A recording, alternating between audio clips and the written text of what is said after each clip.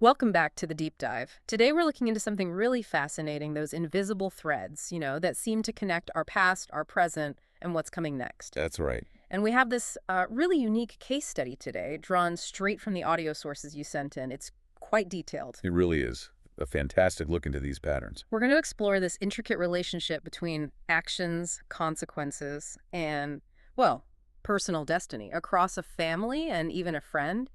It gives us a rare glimpse into how karma might work. And our mission, really, as we go through your material, isn't just to list events. Right. We want to uncover the why, the underlying karmic causes and effects tying it all together. Hopefully we'll find some of those aha moments. Those moments that make things click. Exactly. And get a practical sense of how our choices, big and small, shape not just our lives, but the lives of people around us too. It's about connecting the dots. Okay, so let's unpack this, starting with the father, the patriarch of the story. Now, he sounds like someone who enjoyed life. Travel, an occasional drink, But he'd been a heavy smoker earlier on, though he did quit that at 30, which is good. Right. And he was pretty healthy for a long time after that. Yeah, seemed that way, right up until he was 67. And that's when things took a really difficult turn. Mm-hmm. He developed laryngeal cancer. It started with a cough. A persistent dry cough, yeah. That led down a tough road, 2 major surgeries. Which resulted in him losing his voice completely. Completely. And the suffering described is, well, it's profound. Difficulty eating, constant mucus needing suction, even large wounds on his neck eventually. Just years of chronic pain. Years. And deep despair.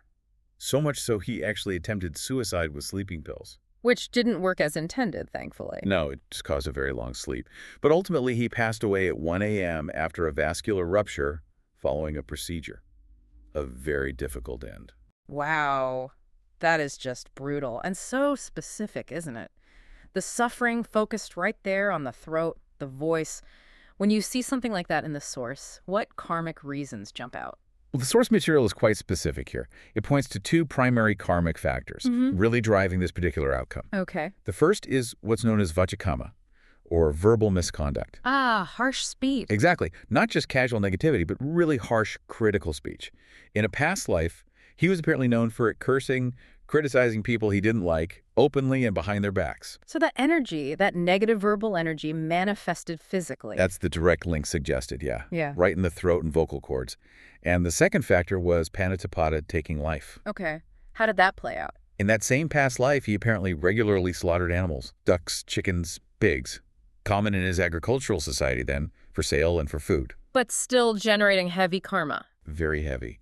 The disregard for sentient life, the combination of that harsh speech karma and this killing karma is presented as the reason for such a painful, specific illness. Given how much he suffered, what happened next? After he passed, does the story end there? Or? No, that's a really important part of this. According to the source, despite the suffering, his accumulated good deeds in this life, plus the merit his family dedicated to him. All that love and positive energy sent his way. Exactly. It had an effect. He was reborn, but not in a lower realm. He became a mid-level celestial being, a from Thiwa. A celestial being, like an angel. Sort of. Think of it as a higher realm being in a kind of celestial village that still has some connection to Earth. But interestingly, right after death, he didn't go straight there. He lingered. Yes. Around his home, his factory, the attachment was very strong to family, to his business. That's quite common, those earthly ties pulling. Which leads right into that strange incident at the factory, doesn't it? The worker who got an electric shock and felt like he was pushed away. The family thought it must have been the father's spirit intervening. Understandable, given the timing and the father lingering. But the source actually clarifies this. It says the worker surviving wasn't the father's doing. Oh, so what was it? It was more the worker's own body reacting that physical jolt, and crucially, the fact that the worker's lifespan just wasn't up yet. Their time hadn't come. So circumstance and maybe their own karma, not the father's direct intervention in that case? That's the explanation given, yes. Yeah. The father wasn't involved there. Okay, that's interesting, because you can see why they'd think that. Absolutely. Emotionally, it makes perfect sense. But then there's the lottery incident, which is just wild. It really is quite something. The elder brother at the Qingming festival specifically asks his father for a lottery win. Yes. And then these 2-digit numbers appear on the firecracker paper after they burn it. And he wins, significantly. Coincidence or something more complex happening there. The source suggests it's definitely more complex. Not just luck, it was a convergence. Okay. Firstly, the elder brother himself had his own past merit, his own good karma, that was specifically related to unexpected financial gains. He'd apparently done things in the past that ripened in this way. So he already had the karmic potential for that kind of luck. Precisely. And then, the father, now from Thewa and able to visit that cemetery, his celestial village, was apparently nearby. He could give it a nudge. He could provide a spiritual boost, yes. Amplify his son's existing good karma at just the right moment. So a combination of the brother's karma and the father's timely assistance from his new realm. Wow. That really shows how these things can interact, past actions, merit, timing, even help from beyond. It's a fascinating example of karmic interplay. What strikes me most about the father's story is just how specific it all is. The karma matching the suffering so directly, it makes you think, doesn't it? It certainly does. The precision is often highlighted in these kinds of accounts. Okay, so from the father's very individual journey, let's shift focus a bit. Let's look at the younger generation, specifically the nephew.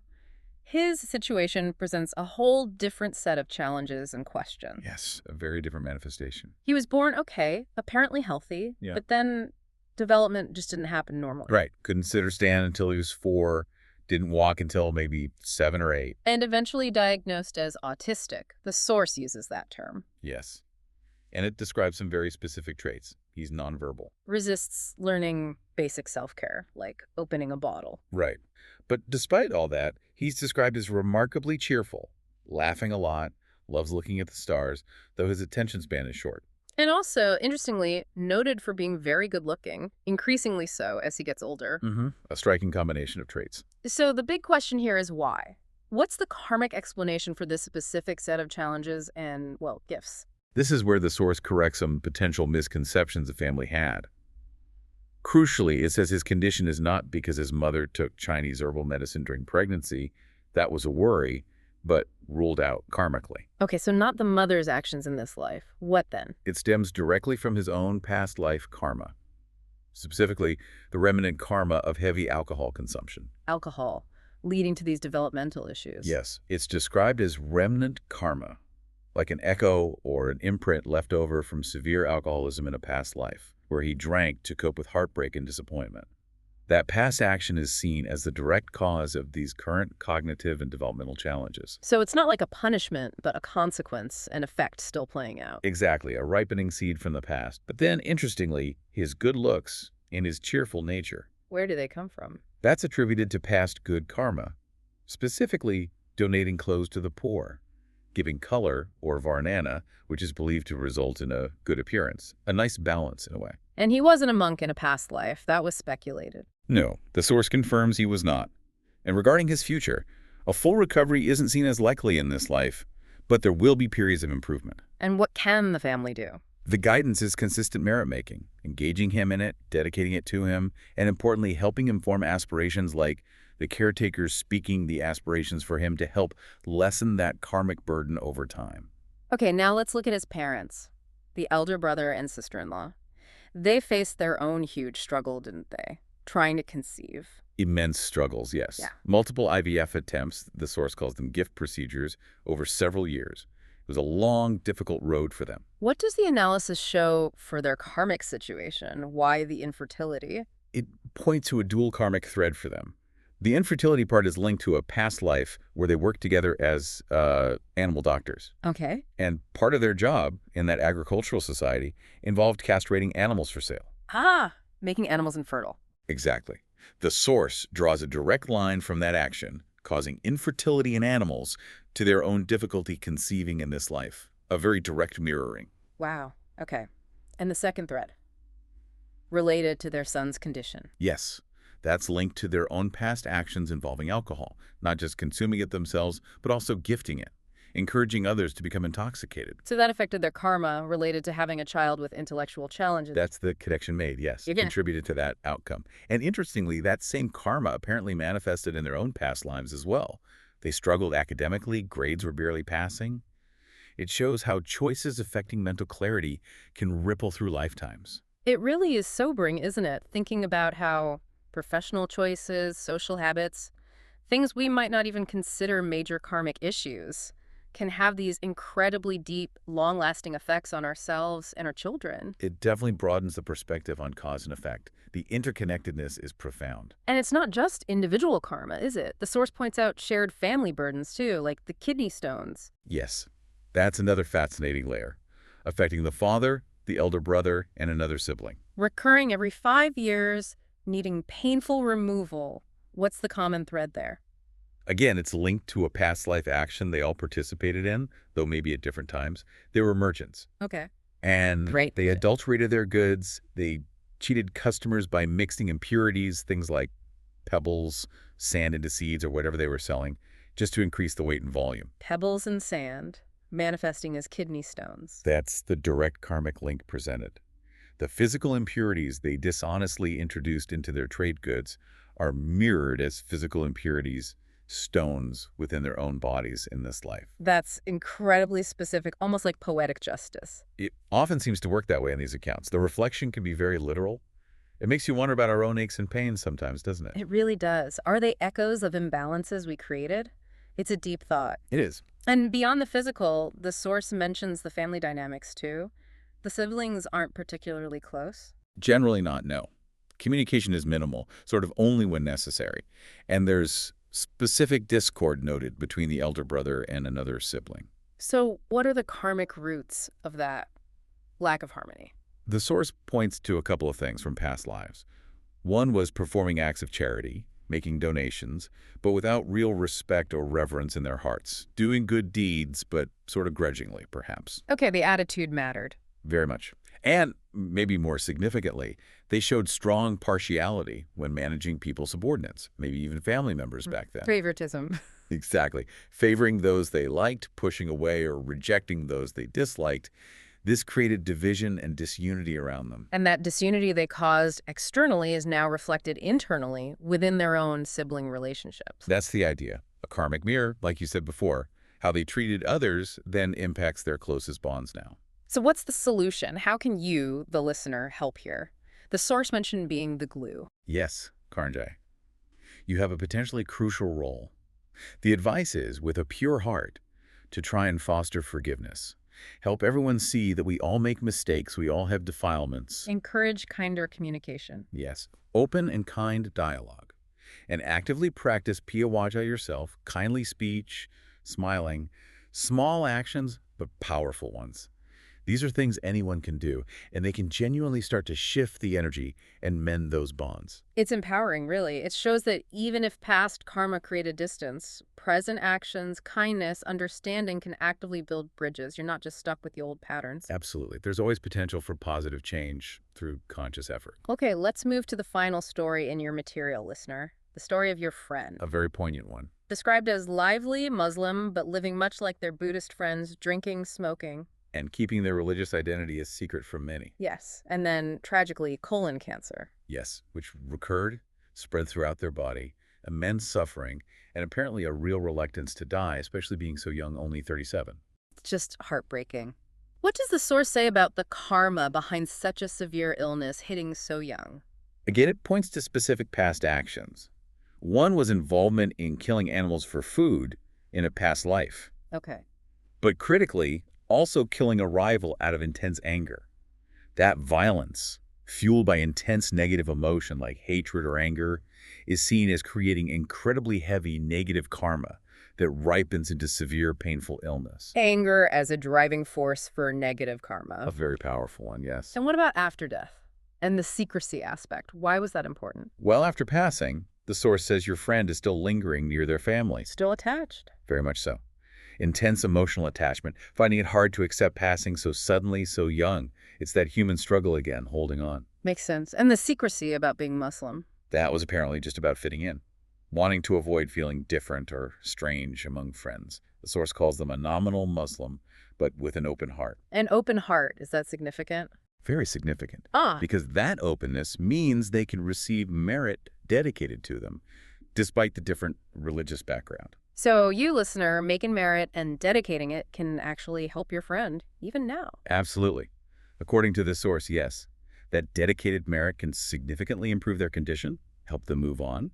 It shows how merit and compassion can transcend labels when the heart is genuinely open. That's a really hopeful note, actually. It emphasizes the power of intention and kindness, regardless of outward differences, and a stark reminder about anger's destructive potential. Indeed. Attachment keeps spirits bound, but merit and open-heartedness offer a way forward. Okay, finally, let's bring this right back to you, our listener. The source describes you as a supply unit for the community, a consistent merit maker. Yes, a very positive description. So how does this steady stream of good deeds affect your own karmic path and personal goals? You mentioned wanting to be reborn male for ordination and dedicating your later life to religious work. And the outlook here is very positive based on the analysis. Your aspiration to be reborn male to ordain, entirely achievable. Why specifically? Because the specific karma from past sexual misconduct, kame karma, is described as almost depleted for you. That particular obstacle is nearly gone. That's great news. It is. And your other goal, dedicating yourself to religious work after retirement, also completely achievable. It really just depends on your continued effort and determination now in this life. Keep building that positive momentum. That's fantastic. A real affirmation of how your actions right now are directly shaping the future you aspire to. It underlines that power we have through intentional living. Precisely. Your efforts are bearing fruit and paving the way. Expert, as we wrap up this really deep dive into our listener sources, what stands out is this incredible web. Seeing how past lives seem to connect to health, family ties, destiny, it brings a certain clarity, doesn't it? Even when things are difficult. It really does. I think the core takeaway is just how much every thought, word, and deed matters. They all create ripples. But it's not fatalistic. The power of conscious choice, forgiveness, simple kindness, making merit consistently, it's immense.